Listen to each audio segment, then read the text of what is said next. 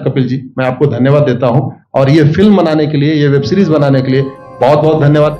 कहां का सत्यमेव जयते, कहां का सत्यमेव जयते, कहां का सत्यमेव जयते। सुप्रीम कोर्ट के जजेस, हाई कोर्ट के जजेस जरूर इसको देखें और आत्मचिंतन करें कि भारत की न्याय प्रणाली कहां पहुंच गई है। भारत में टोटल 5 करोड़ केसेस तो वो हैं जो district court, high court, supreme court में है। इसका मतलब 5 करोड़ परिवार न्याय की आशा में बैठा हुआ है। ऑन एन एवरेज एक परिवार में 6 आदमी रख लीजिए, तो यानी 30 करोड़ लोग न्याय की आस लगाए बैठे हुए हैं। 30 करोड़ का मतलब एक अमेरिका, 30 करोड़ का मतलब 15 ऑस्ट्रेलिया, 30 करोड़ का मतलब 7 कनाडा, 30 करोड़ का मतलब 1.5 ब्राजील। इतने लोग भारत में न्याय की आस में बैठे हुए हैं। और ये 5 करोड़ केस तो वो हैं जो district court, high court, supreme court में है।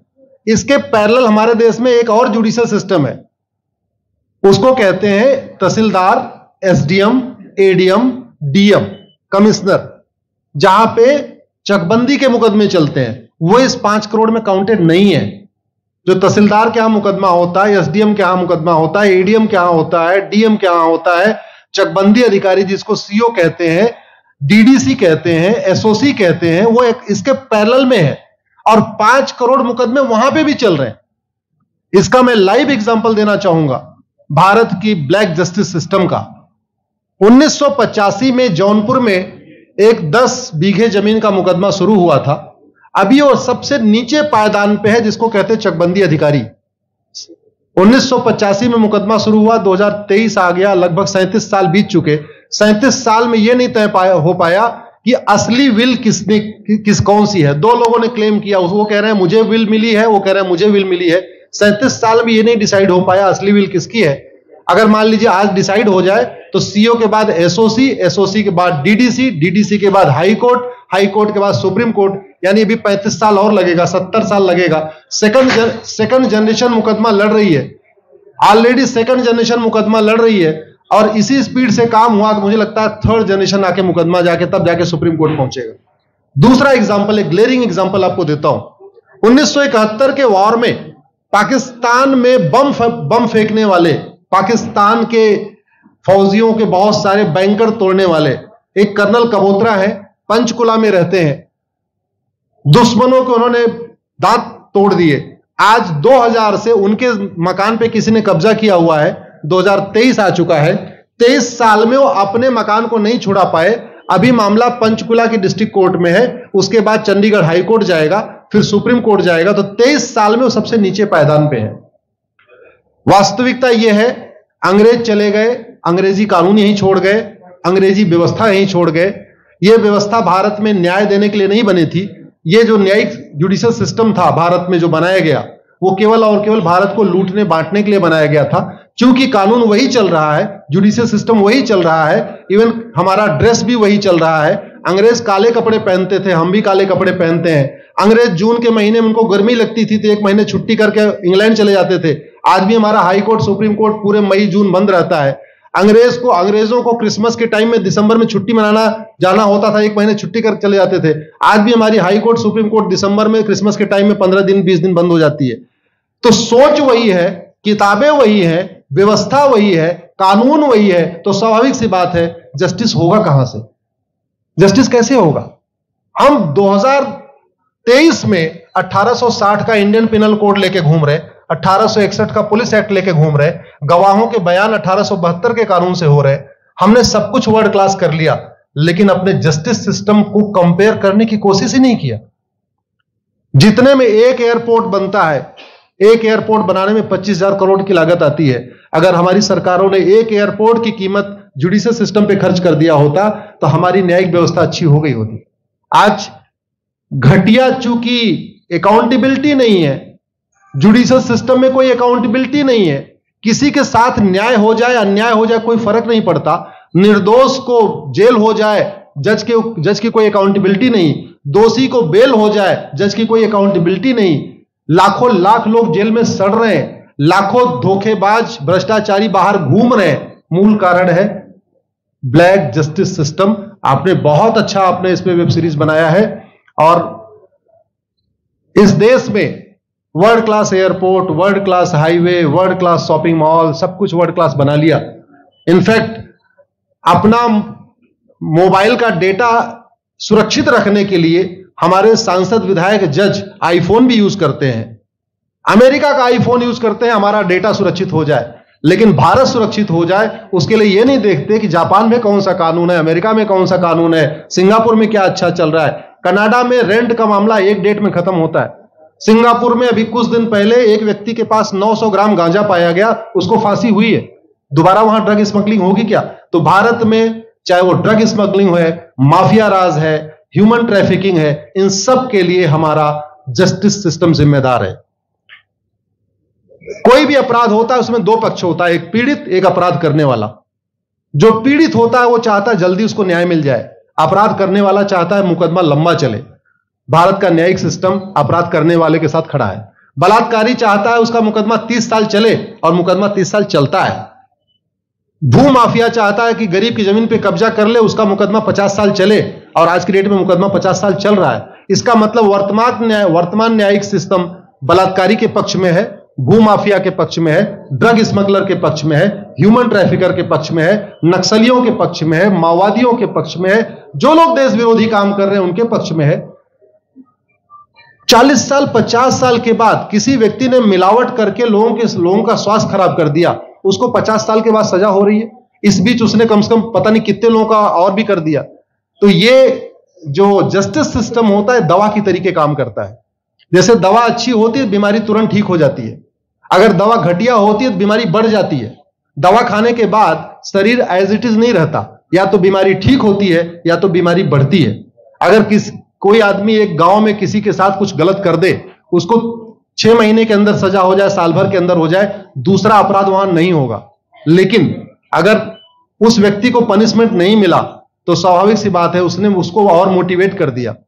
कहते नहीं ऐसे बुखार है, तुरंत 2 गोली खाइए बुखार ठीक हो गया, लेकिन अगर आपने दवा नहीं खाई या गलत दवा खा लिया तो टाइफाइड होगा या निमोनिया होगा। दुर्भाग्यवश ये हमारा जस्टिस सिस्टम यही कर रहा है। आज की डेट में जितनी समस्याएं हैं, चाहे वो घूसखोरी है, जमाखोरी है, मिलावटखोरी है, कालाबाजारी है, नशा तस्करी है, मानव तस्करी है, सोना तस्करी है, ड्रग स्मगलिंग है, या नक्सलवाद है, या माओवाद है, या कट्टरवाद है, जो भी समस्याएं हैं, उसका एक बहुत बड़ा कारण यह है कि हमारा जस्टिस सिस्टम उसको टैकल नहीं कर पा रहा है, उसको पकड़ नहीं पा रहा है, और इसीलिए भारत में अराजकता है। मैं तो इतने जानता हूं, ऐसी कोई बीमारी नहीं जिसकी कोई दवाई नहीं, ऐसी कोई समस्या नहीं जिसका कोई समाधान नहीं।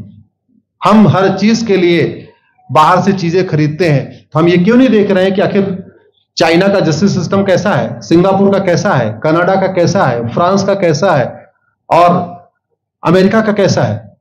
हम क्यों नहीं बेस्ट प्रैक्टिसेस उनकी अडॉप्ट कर लेते। दुनिया के कई देशों ने नार्को पॉलीग्राफ ब्रेन मैपिंग कानून बना दिया।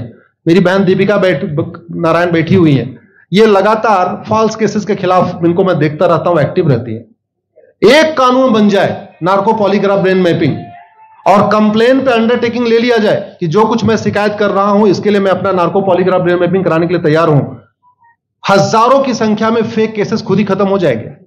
आज की डेट में लोग जुडिशरी की लापरवाही के साथ साथ फर्जी केस से परेशान है, फर्जी गवाही से परेशान है, फर्जी एफआईआर से परेशान है, हजारों परिवार परेशान है। कई बार देखा गया कि जो फैमिली के केसेस होते हैं उसमें कितने सारे फेक केसेस भी आ रहे हैं। तो जो वास्तव में दोषी हैं उनको पनिशमेंट नहीं मिल पा रहा है, जो निर्दोष हैं उनके खिलाफ फर्जी केसेस हो रहे हैं। आज की डेट में गांव में एक दबंग अगर जमीन कब्जा कर लेता है, किसी की हिम्मत नहीं पड़ती उसके खिलाफ कोई गवाही दे दे। लोगों को अपनी जमीन छुड़ाने में 30-30 साल लड़ना पड़ रहा है, 35 साल लड़ना पड़ रहा है। अगर 30 साल 35 साल के बाद कक्कड़ जी उसको अपनी जमीन मिल भी गई तो उसके साथ न्याय कहां हुआ? 35 साल में उसका टाइम बर्बाद हो गया, 35 साल में उसका पैसा बर्बाद हो गया, 35 साल वो मेंटल ट्रॉमा में रहा, 35 साल उसने तारीख पे तारीख झेली है। और मैं तो डिस्ट्रिक्ट कोर्ट में कई बार जाके देखा, ऐसे परिवारों को देखता हूं जिनके पास बस से आने के लिए पैसा नहीं है, साइकिल से आते हैं। ऐसे परिवारों को देखता हूं जो चाय नहीं पी सकते अपने पैसे से, बेचारे घर से रोटी बांध के और अचार लेके आते हैं, लेकिन वहां मजबूरी में वकील को पैसा देते हैं। तो हमारी कोर्ट कचहरी वास्तव में दलाली का अड्डा बन गया है। हमारी कोर्ट कचहरी भ्रष्टाचार का अड्डा बन गया है। और मैं दुख के साथ कहना चाहूंगा, अदालतों में न्याय हो नहीं रहा है, बल्कि न्याय बिक रहा है। जिनके पास पैसा है, वो उन्होंने कितना बड़ा क्राइम किया हो, मर्डर किया हो, रेप किया हो, उनको जमानत हो रही है। और जिनके पास नहीं है, वो बेचारे जेल में सड़ रहे हैं। कई बार तो देखा गया, मैंने मेरे मर्डर किया एक्स अनंत सिंह ने, लेकिन एक्स अनंत सिंह बाहुबली थे, उन्होंने थानेदार को 20 लाख रुपए दिया, वो वाई अनंत सिंह को लेकर जेल में डाल दिया, नाम वही है। अब उसके बाद क्या हुआ, 20 साल मुकदमा चला और फिर सबूत के अभाव में छूट गया। तो जिसने मर्डर किया वो तो कभी जेल गया ही नहीं, एक निर्दोष जेल गया, 10-20 साल के बाद उसने अपना जमीन बेचा, सब कुछ किया, मां बाप सब कुछ तबाह हो गए, फिर वो सबूत के अभाव में छूट रहा है।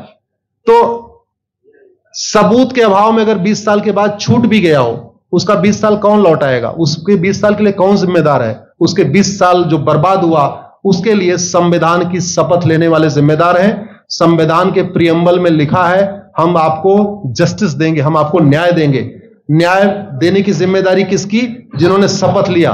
शपथ कौन लेते हैं? जजेस लेते हैं, सांसद, विधायक, मंत्री लेते हैं। तो आज की डेट में अगर लोगों को न्याय नहीं मिल रहा है, तो इसके लिए वही जिम्मेदार हैं जो संविधान की शपथ लेते हैं। संविधान की शपथ लेने वालों को वेतन, भत्ता, गाड़ी, बंगला इसीलिए मिलता है कि लोगों को न्याय मिल सके, फास्ट जस्टिस मिले, कंप्लीट जस्टिस मिले। अनफॉर्चुनेटली कंप्लीट जस्टिस मिलने में तो 50-60 साल लग जाता है, फास्ट जस्टिस तो सपना हो गया है। इसलिए आज आपने जो ये वेब सीरीज बनाई है, मैं आपको धन्यवाद देता हूं। एक ऐसे विषय पे जिसपे कोई टच नहीं करता, लेकिन जिससे करोड़ों लोग पीड़ित हैं। मैंने कहा ना, 5 करोड़ लोग सीधे district court, high court, supreme court के केसेस से पीड़ित हैं, और 5 करोड़ मुकदमे एसओसी, डीडीसी, तहसीलदार के यहां चल रहा है। तो अगर 5 करोड़ से 30 करोड़ लोग इधर पीड़ित हैं, तो उधर भी पीड़ित है। वास्तव में बहुत बड़ी संख्या भारत में इसी से पीड़ित है। और अपराध, भ्रष्टाचार और जितनी भी अराजकता चल रही है, उसका मूल कारण भी यही है। जस्टिस सिस्टम अच्छा हो जाए, कानून सख्त हो जाए, कानून का खौफ पैदा हो जाए, न्यायपालिका का खौफ पैदा हो जाए, और ये थाने जो दलाली के अड्डे बन गए हैं, तहसील जो दलाली का अड्डा बन गया है, डिस्ट्रिक्ट कोर्ट जो कमीशन खोरी का अड्डा बन गया है, अगर इस पे कंट्रोल हो जाए तो वास्तव में भारत में फिर से राम राज्य आ सकता है। अगर जुडिशियल सिस्टम अच्छा हो जाए, तो जो राम राज्य की कल्पना है, धर्म की जय हो, अधर्म का नाश हो, प्राणियों में सद्भावना हो, विश्व का कल्याण हो, मुझे लगता है उसको फिर से जीवित किया जा सकता है। आपने मुझे बुलाया कपिल जी, मैं आपको धन्यवाद देता हूं। और ये फिल्म बनाने के लिए, ये वेब सीरीज बनाने के लिए बहुत बहुत धन्यवाद देता रहता हूं। दीपिका जी लड़ती रहती हैं, इनको देखता रहता हूं। बहन नेहा जी आई हैं, ये अपने गानों से मुझे लगता है बहुत अच्छा आप लिखती हैं। और इसी तरीके से कड़वा सच आप लिखते रहिए, कड़वा सच गाते रहिए। लोग आज की डेट में, यंग जनरेशन कड़वा सच सुनना चाहती है। मीठे झूठ ने इस देश में शुगर, डायबिटीज पैदा कर दिया। भारत केवल लोग डायबिटीज से नहीं पीड़ित हैं, बल्कि हमारी व्यवस्था को डायबिटीज हो चुका है।